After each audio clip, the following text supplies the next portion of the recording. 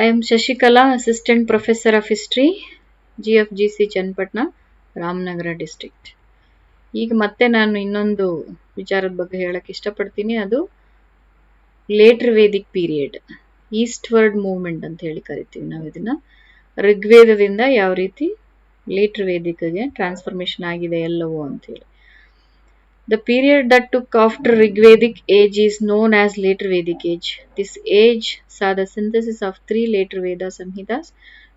To be specific, the Samaveda Samhita, the Yajurveda Samhita, the Atharva Veda Samhita, and also Brahmanas, and the Upanishads of all the four Vedas, and later on the two extraordinary stories, the Ramayana and the Mahabharata. All these later Vedic writings were accumulated in the Upper Gangetic Bowl in 1002 to 600 BC. Amid the period spoke to by later Samhitas, the Aryans secured the entire of northern India from the Himalaya to the Vindhyas. The spread of Aryans over the entire of India finished before 400 BC. Of the new kingdoms in the east, the most critical were Kurus, Panchalas, Kasis, Koshalas and Videha. Development of imperialism ಅಂದರೆ litre ವೇದಿಕಲ್ಲಿ ಉತ್ತರ ವೈದಿಕ ಕಾಲದಲ್ಲಿ ಸಾಕಷ್ಟು ಬದಲಾವಣೆಗಳಾಗ್ತಾ ಬರ್ತದೆ. ಈಗ imperialism ಅಂದರೆ ರಾಜನಿಗೆ ಹೆಚ್ಚಿನ ಮಹತ್ವ, ಪುರೋಹಿತನಿಗೆ ಹೆಚ್ಚಿನ ಮಹತ್ವ, ಮೇಲ್ವರ್ಗಗಳಿಗೆ ಹೆಚ್ಚಿನ ಮಹತ್ವ, ಇದು ಯಾವ ರೀತಿ ಬದಲಾವಣೆ ಆಗುತ್ತೆ ಅಂತ ನಿಮ್ಗೆ ಗೊತ್ತಾಗ್ತಾ ಹೋಗುತ್ತೆ. With the development of huge kingdoms in the later Vedic age, the battle for amazingness among various states was of continuous event. The perfect of the Sarvabhauma or general domain posed a potential threat in the political skyline of antiquated India. The penances like Rajasuya and Ashwamedha were performed to imply the royal influence of our rulers over the adversaries. These customs awed the general population with the expanding force and notoriety of the ruler. The Rigvedic title of Rajans supplanted by the great titles like Samrat, Virat, Bhoja and so on. ಅಂದರೆ ಇವೆಲ್ಲ ನಮ್ಗೆ ಗೊತ್ತಾಗ್ತಾ ಇದೆ ಯಾವ ರೀತಿ ಬದಲಾವಣೆಗಳಾಗ್ತಿದೆ. ರಾಜನನ್ನ ಸಾಮ್ರಾಟ, ವಿರಾಟ, ಭೋಜ ಅಂತೆಲ್ಲ ಕರಿತಿದ್ದಾರೆ ಅಂತ. Kingship theory ಅಥವಾ ಆ ಒಂದು ರಾಜತ್ವ ಸಿದ್ಧಾಂತದ ಬೇರುಗಳು ಹೇಗಿದೆ ಅಂತ. There were two speculations with respect to the beginning of majesty. The Aitareya Brahmana clarified the same hypothesis raised by the normal ascent of source of sovereignty. One next to the other, the Taittiriya Brahmana clarified the awesome birthplace of authority. It clarified how Indra, however possessing a low rank among the divine beings, was made their ruler by Prajapati. Development of royal power, the Lord had supreme power. He returned into the eyes of all subjects. He understood charges like Bali, Shulka and Bhaga. ಅಂದರೆ ಪೂರ್ವ ವೈದಿಕ ಕಾಲ ಅಂದ್ರೆ ಋಗ್ವೇದದ ಕಾಲದಲ್ಲಿ ತೆರಿಗೆಯನ್ನ ಕೊಡೋದು ಅಷ್ಟೊಂದು ಪ್ರಮುಖವಾಗಿರ್ಲಿಲ್ಲ. ಆದ್ರೆ ಈಗ ಈ ಬಲಿ, ಶುಲ್ಕ, ಭಾಗ ಅನ್ನುವಂತಹ ಹೊಸ ಪರಿಕಲ್ಪನೆಗಳು ಬರ್ತಾ ಇದ್ದಾವೆ. ಹಾಗೆ ನೋಡ್ತಾ ಹೋದ್ರೆ ನಮ್ಗೆ ಗೊತ್ತಾಗುತ್ತೆ ಯಾವ ರೀತಿ ಬದಲಾವಣೆಗಳಾಗಿದೆ ಅಂತ ಹೇಳಿ. The sabha of the Rigvedic period kicked the bucket ಅಂದ್ರೆ ಸಭಾ, ಸಮಿತಿ ಇವೆಲ್ಲವೂ ಹೊರಟೋಗ್ತವೆ. ಅಂದ್ರೆ ಸಭಾ ಮತ್ತೆ ಸಮಿತಿಯಲ್ಲಿ ಸಮಾನತೆ ಇರ್ತಿತ್ತು, ಪ್ರಜೆಗಳೆಲ್ಲರೂ ಅದರಲ್ಲಿ ಭಾಗವಹಿಸುವಂತಹ ಅವಕಾಶ ಇರ್ತಿತ್ತು. ಆದರೆ there are references to the samiti some of the time choosing for rechoosing a ruler. ಸಮಿತಿಗೆ ಸ್ವಲ್ಪ ಪ್ರಾಮುಖ್ಯತೆಯನ್ನು ಕೊಟ್ಟಿದ್ರು. ಯಾಕಂದ್ರೆ ಸಮಿತಿಯಲ್ಲಿ ಜನರೆಲ್ಲರೂ ರಾಜನನ್ನ ಆಯ್ಕೆ ಮಾಡ್ಕೊಳ್ಳೋಕೆ ಅವಕಾಶ ಇರ್ತಾ ಇತ್ತು ಅಂತೇಳಿ ನಮಗೆ ಗೊತ್ತಾಗುತ್ತೆ. However, despite the presence of the prominent gathering, the forces of the ruler continued expanding because of the development of shoes, regional states and the advancement of an official chain of importance. Authoritative dictionary, the development of the huge regional states. ವರ್ಣ system ಯಾವ ರೀತಿ ಆಯಿತು ಅಂತ ಇಲ್ಲಿ ನಾನು ಸ್ವಲ್ಪ ಹೆಚ್ಚು ಚರ್ಚೆಯನ್ನು ಮಾಡ್ತೀನಿ. ಏನಪ್ಪಾ ಅಂತ ಹೇಳಿದ್ರೆ, ಪುರುಷ ಸೂಕ್ತ ಮಂಡಲ 10ನೇ ಅಧ್ಯಾಯ, ಋಗ್ವೇದದ 10ನೇ ಅಧ್ಯಾಯದಲ್ಲಿ ಈ ಒಂದು ಸಾಮಾಜಿಕ ಶ್ರೇಣೀಕರಣ ಆಗಿರೋದನ್ನು ನಾವು ಕಾಣ್ತೀವಿ. ಬ್ರಾಹ್ಮಣ, ಕ್ಷತ್ರಿಯ, ವೈಶ್ಯ ಮತ್ತೆ ಶೂದ್ರ. ಇದು ಋಗ್ವೇದದ ಕಾಲದಲ್ಲೂ ಇತ್ತು ಈ ವರ್ಣಾಶ್ರಮ ಧರ್ಮ. ಆದ್ರೆ ಇದು ಲೇಟರ್ ವೇದಿಕ್ ಅಂದ್ರೆ ಪೂರ್ವ ವೈದಿಕ ಕಾಲಕ್ಕೆ ಸಾಕಷ್ಟು ಬದಲಾವಣೆಗಳನ್ನು ತಗೊಂಡಿದೆ ಅಂತೇಳಿ ನಮ್ಗೆ ಗೊತ್ತಾಗತ್ತೆ. ಬ್ರಾಹ್ಮಣ, ಕ್ಷತ್ರಿಯ, ವೈಶ್ಯ ಈ ಮೂರು ಅಪ್ಪರ್ ಕಾಸ್ಟ್ ಜನ ಅಂತ ಹೇಳಿ ಕರಿತೀವಿ. ಶೂದ್ರ ಅಂತ ಹೇಳಿದ್ರೆ ಸರ್ವಿಂಗ್ ಕ್ಯಾಸ್ಟ್ ಅಂತ ಹೇಳಿ ಕರಿತೀವಿ. ಇದು ಬ್ರಹ್ಮನ ಬಾಯಿಯಿಂದ ಬ್ರಾಹ್ಮಣ, ತೋಳುಗಳಿಂದ ಕ್ಷತ್ರಿಯ, ತೊಡೆಗಳಿಂದ ವೈಶ್ಯ, ಮತ್ತೆ ಪಾದಗಳಿಂದ ಶೂದ್ರ. ಅಂದ್ರೆ ಆ ರ್ಯಾಂಕಿಂಗ್ ಅನ್ನ ಕೊಟ್ಕೊಂಡು ಬರ್ತಾ ಇದ್ದಾರೆ. ಅಂದ್ರೆ ಯಾರ್ಯಾರು ಮೇಲಿರ್ಬೇಕು, ಯಾರ್ಯಾರು ಕೆಳಗಿರ್ಬೇಕು ಅಂತ ಹೇಳಿ. ಅಂದ್ರೆ ಮುಂಚೆ ಇದ್ದಂತಹ, ಅಂದ್ರೆ ಋಗ್ವೇದದ ಕಾಲದಲ್ಲಿ ಇದ್ದಂತಹ ಸಮಾನತೆ ಹೊರಟೋಗ್ತಾ ಇರೋದನ್ನ ನಾವಿಲ್ಲಿ ಕಾಣ್ತೀವಿ. They conducted rituals and sacrifices for their clans and themselves. They praised for success of their pattern in war, and in return the king pledged not to do any harm to them. The second class of Kshatriyas had the supremacy in temporal affairs as the Brahmanas had in spiritual matters.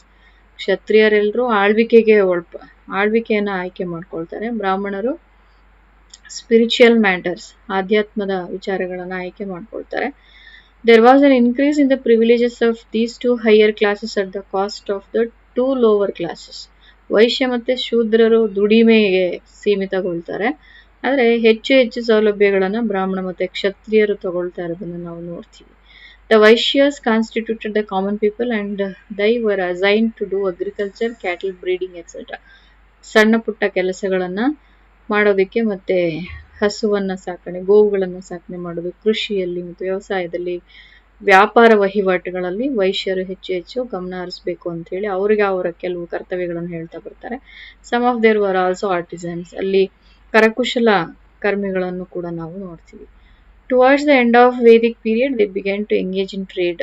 ಅಂದ್ರೆ Vedic period ಅಂತ್ಯಕ್ಕೆ ಬರೋ ಅಷ್ಟೊತ್ತಿಗೆ ಇವರು ಹೆಚ್ಚು ಹೆಚ್ಚು ವ್ಯಾಪಾರದಲ್ಲಿ ತೊಡ್ಕೊಳ್ಳೋದನ್ನ ನಾವು ಕಾಣ್ತೀವಿ. The Vaishyas appear to be the only tribute payers in later Vedic times, and the Kshatriyas are represented living on the tributes collected from the Vaishyas. All these three higher varnas shared one common feature. They were entitled to Upanayana or investiture with a sacred thread according to the Vedic mantras. ಉಪನಯನ ಅಂತ ಹೇಳಿದ್ರೆ ಒಂದು ಪವಿತ್ರವಾದಂತಹ ದಾರವನ್ನು ಹಾಕೊಳ್ಳೋದು, ಅದನ್ನ ಯಜ್ಞೋಪವಿತ ಅಂತ ಹೇಳಿ ಕರೀತಾರೆ ಸಂಸ್ಕೃತ ಭಾಷೆಯಲ್ಲಿ. ಇದನ್ನ ಕೇವಲ ಬ್ರಾಹ್ಮಣ, ಕ್ಷತ್ರಿಯ ಮತ್ತೆ ವೈಶ್ಯರು ಮಾತ್ರ ಧರಿಸ್ಬೇಕು, ಶೂದ್ರರು ಇದನ್ನ ಧರಿಸಬಾರ್ದು ಅನ್ನುವಂತಹ ಒಂದಷ್ಟು ಹೊಸ ಹೊಸ ಆಚರಣೆಗಳನ್ನ ತಗೊಂಡ್ ಬರ್ತಾರೆ. ಚೇಂಜ್ ಆಫ್ ಕ್ಯಾಸ್ಟ್ ದೋ ವೆರಿ ಅನ್ಯೂಶುವಲ್, ಇದು ಸಾಮಾನ್ಯವಾಗಿರ್ಲಿಲ್ಲ, ಇದು ನಾಟ್ ಕಾಮನ್ ಅಂತ ಹೇಳ್ಬೋದು. ಸೊ ಇದರ ಜೊತೆಗೆ ವಿವಾಹ ಏನ್ ಹೇಳ್ಬೋದು, ವಿವಾಹ ಸಂಬಂಧಗಳನ್ನು ಕೂಡ ಅಪ್ರೂವ್ ಮಾಡ್ತಿರ್ಲಿಲ್ಲ ಇವರು ಶೂದ್ರರ ಜೊತೆಗೆ. The idea of pollution by touch finds expression. Untouchability ಅನ್ನೋದು ಕೂಡ ಇಲ್ಲಿಂದ ಆಚೆಗೆನೆ ಹೆಚ್ಚು ಹೆಚ್ಚು ಬಳಕೆಗೆ ಬಂದಿದೆ. ಶೂದ್ರರನ್ನ ಅವರು ಎಲ್ಲದರಿಂದ ದೂರ ಇಡೋ ಪ್ರಯತ್ನಗಳನ್ನು ಮಾಡ್ತಾ ಬಂದಿದ್ದಾರೆ. The ranks of Shudras were constantly swelled by the admission of new aboriginal tribes into the Aryan polity. There were still no prohibitions against interdining, and the caste system had not acquired the rigidity it did in the period of the Sutras. Outside the regular caste stood two important bodies of men, namely the Vratyas and the Nishadas. The Vratyas, probably Aryans outside the pale of Brahmanism. Nishadas were clearly non-Aryan people who lived in their own villages and had their own rulers. Sthapati, they were probably identical with the modern hills.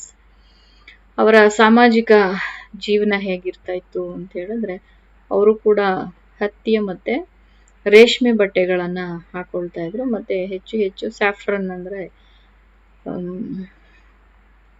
ಕೇಸರಿ ಬಟ್ಟೆಗಳನ್ನ ಇವರು ಹೆಚ್ಚು ಬಳಸಿದ್ದಾರೆ ಅಂತ ಹೇಳಿ ಗೊತ್ತಾಗುತ್ತೆ. ಆಮೇಲೆ ಇವರ ಕಾಲಕ್ಕೆ ಬಂದಾಗ ಥಿಯರಿ ಆಫ್ ಕರ್ಮ ಅನ್ನುವ ಸಿದ್ಧಾಂತವನ್ನ ಇವರು ಹೆಚ್ಚು ಹೆಚ್ಚು ಬಳಸ್ಕೊಳಕ್ ಬರ್ತಾರೆ.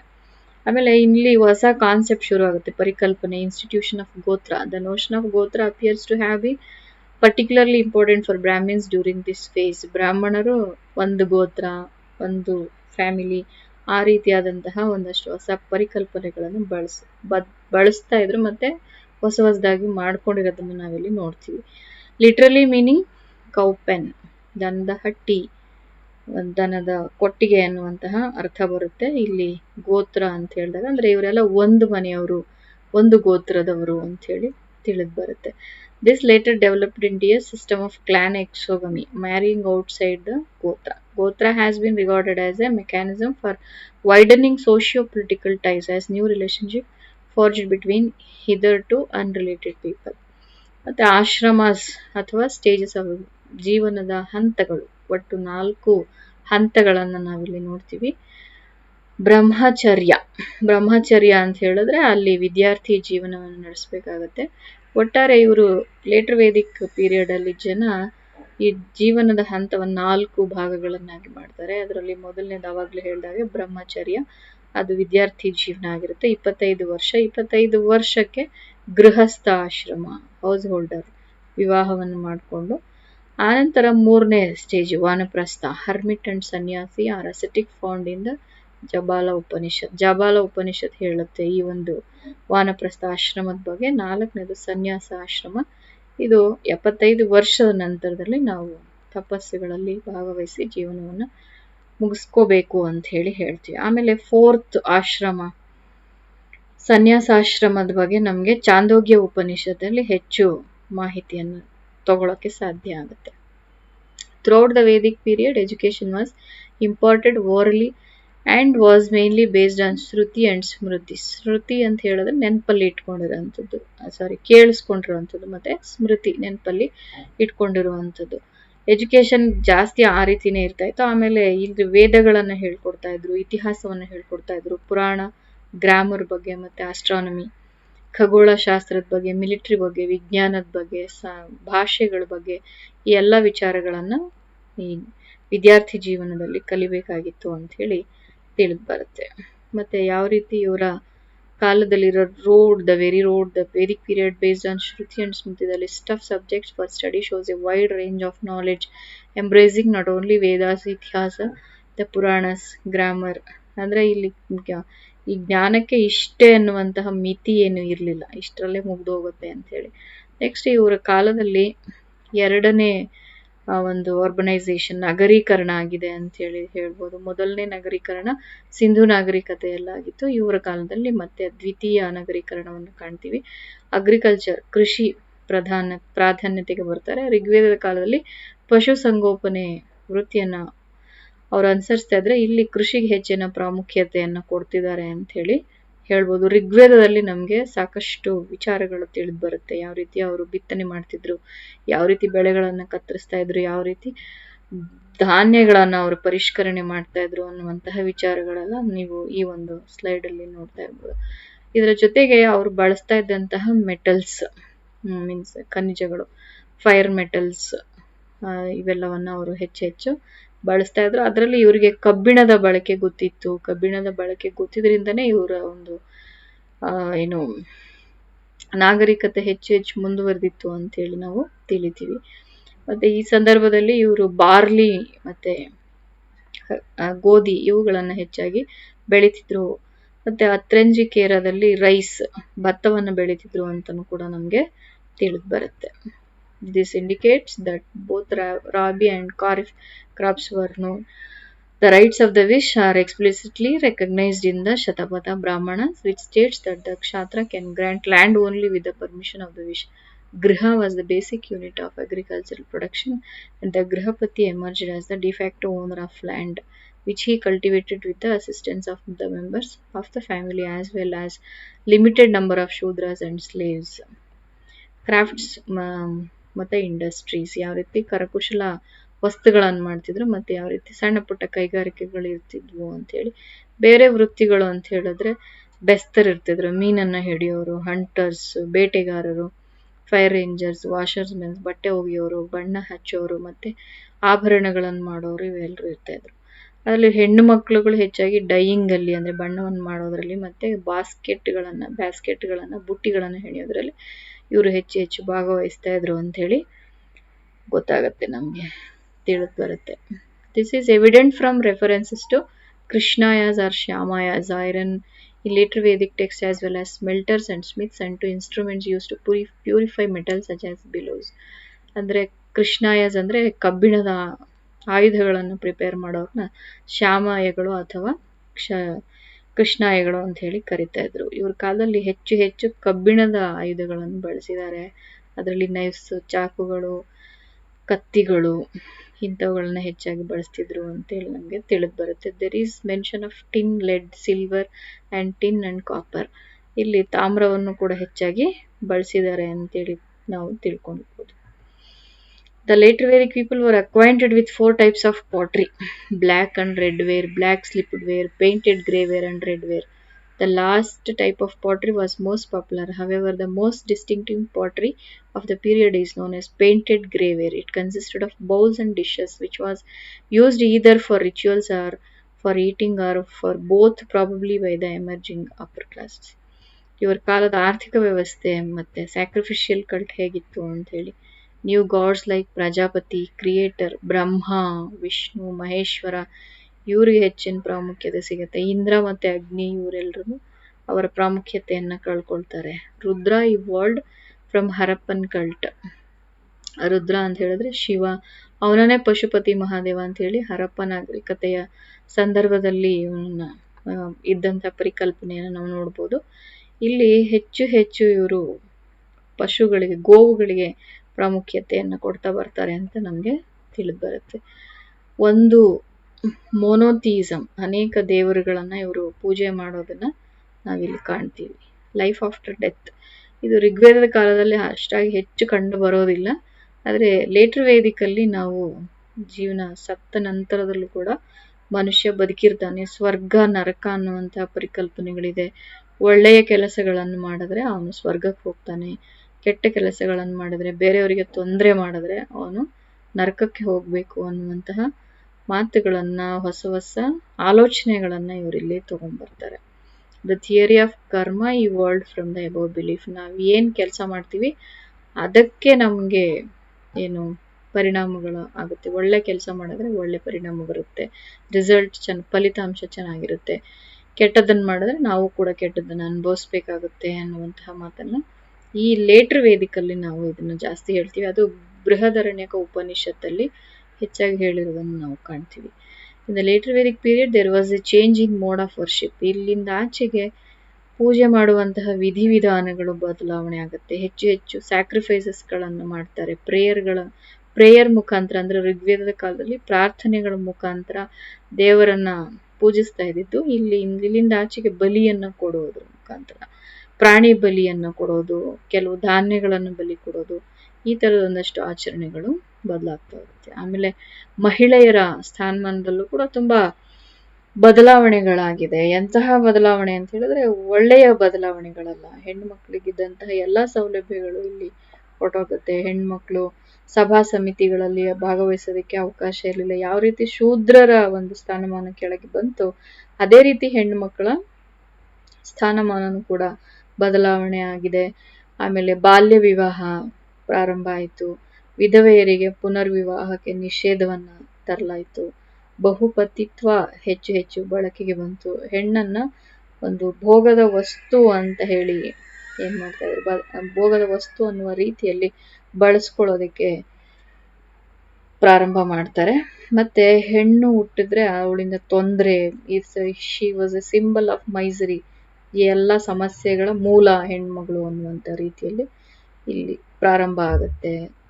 ಸೊ ಇದ್ರ ಜೊತೆಗೆ ಬೇರೆ ಬೇರೆ ಆಚರಣೆಗಳು ಹೇಗಿದ್ವು ಅಂದ್ರೆ, the importance assign to the wives of the rajan in the Rajasuya has been regarded as a indication of matrilineal influence and the vamshavalis or genealogies of teachers attached to the Upanishads, in which many seeds bear metronomics would also possibly indicate a similar development.